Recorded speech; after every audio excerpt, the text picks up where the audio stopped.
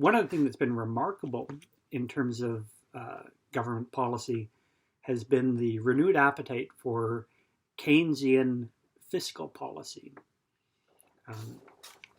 After the British economist John Maynard Keynes, and what Keynes advocated for, and governments seem to be going gangbusters over presently, is government intervention in the economy through fiscal measures. By that I mean government spending and taxation, direct government involvement in the economy, in order to ease out, flatten out the business cycles, the inflationary and recessionary periods, to try to even that out so as to reduce unemployment, which would make people's lives better and would bring stability to the economy.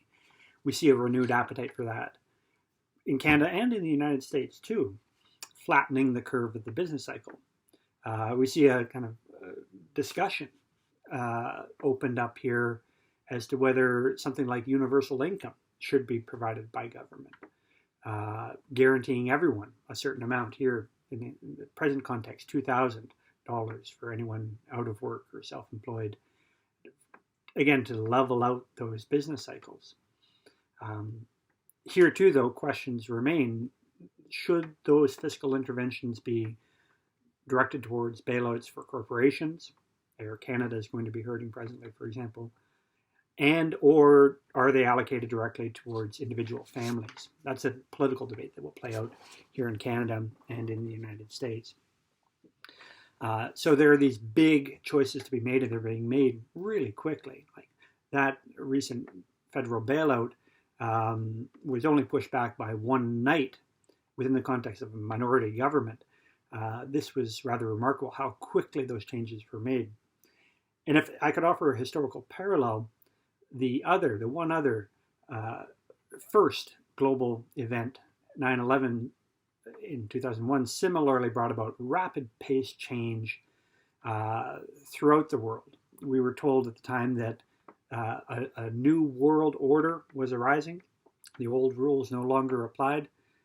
Turned out to be more of a new world disorder, to the extent that a choice was made at that junction to address the issue, very real shared issue of international terrorism, as a matter of war, rather than as a matter of criminality.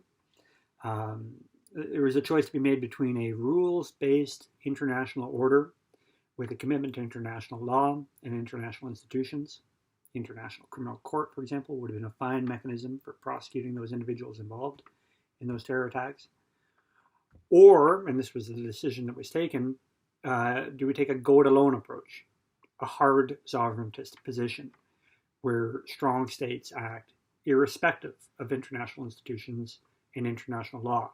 That was the choice taken by the United States and its allies, with the justification that, and I'm quoting here from Thucydides, the strong do what they can while the weak suffer what they must. According to that hard sovereigntist position, what's to tell a strong state what to do? As Thucydides writes, justice is a matter for those who are equal in power. Where there's asymmetry, the strong do what they can and the weak suffer what they must.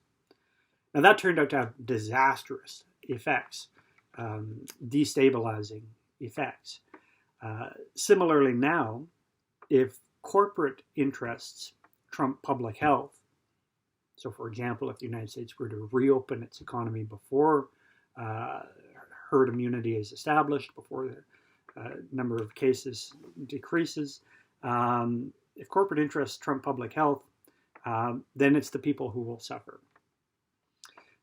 Politically speaking, this is salient because if we choose that hard sovereigntist position with the associated xenophobia and a kind of walled off state retreat from globalization, then we lose the effective means by which we can address this shared existential threat, coordinating and cooperating on a global scale.